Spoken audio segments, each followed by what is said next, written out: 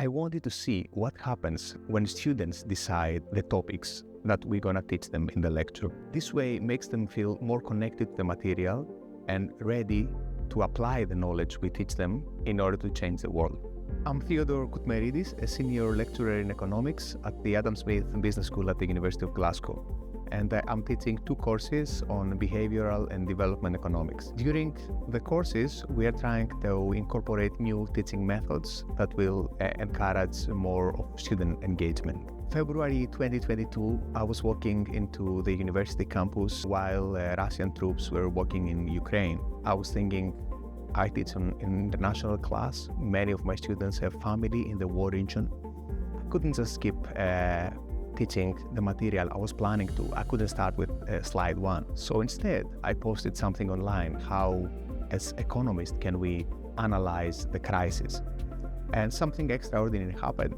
I received thousands of reactions, hundreds of reposts and numerous comments. Students who have never voluntarily participated before, they were started debating with each other and the conversation wouldn't stop. This is how the Democracy Lab was born. Many times our students, especially those who study economics, feel that there are many problems in the real world: inequality, violence, war, crime. When they come to the class, we are teaching them about models and theories and graphs. Sometimes the gap seems enormous. So the Democracy Lab is trying to close this gap. We bring something very topical that happened in the real world the week before, and we try to connect this. We have a big discussion around 20 minutes in the beginning, and we try to connect this to the material that we are teaching later on. The time we give for the debate in the beginning, we gain back tenfold in the discussion that follows, as students who were engaged in the Democracy Lab remain much more engaged during the lecture too, which was something I was planning, but I wasn't expecting at this extent.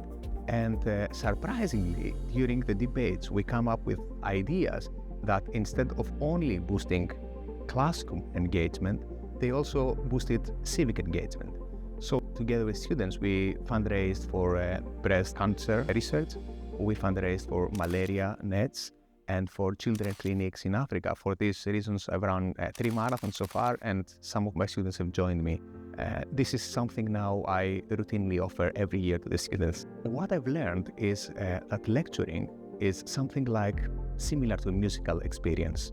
And here we transformed something like a musical concert, a classical concert, to a jazz jam session, where educators and students share the stage, express themselves, and they become democratic improvisers. It's been such a great space to sort of take a step back and think about, okay, we're at such a prestigious, great university, but how often do we really look at that and go, what is going on in the world around us? For every course, we have to prepare and do some readings, but there is certainly sometimes you feel that you're learning by yourself. And in this class, the Democracy Lab has allowed me to, be more enthusiastic about preparation, because I know that I can discuss my points, my questions, and I'm excited to know how other students feel about the lectures as well. Definitely this course has been my favorite.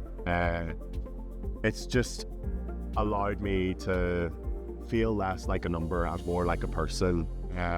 Absolutely, and I'm really, really sad that it's over, but I guess time flies when you're having fun. You were not just going to the lectures and learning some things like the slides or the material, but you were also interacting with people, and that was very valuable and truly made this year worth it. Going into these labs, especially with Theo's enthusiasm for them talking about the future and sort of how he wants to encourage us to take an active role for it, it has made me a little more hopeful for the future. We approach people in our class not only as students, but as citizens, and importantly as future leaders. We believe that we can offer them the tools to change the world.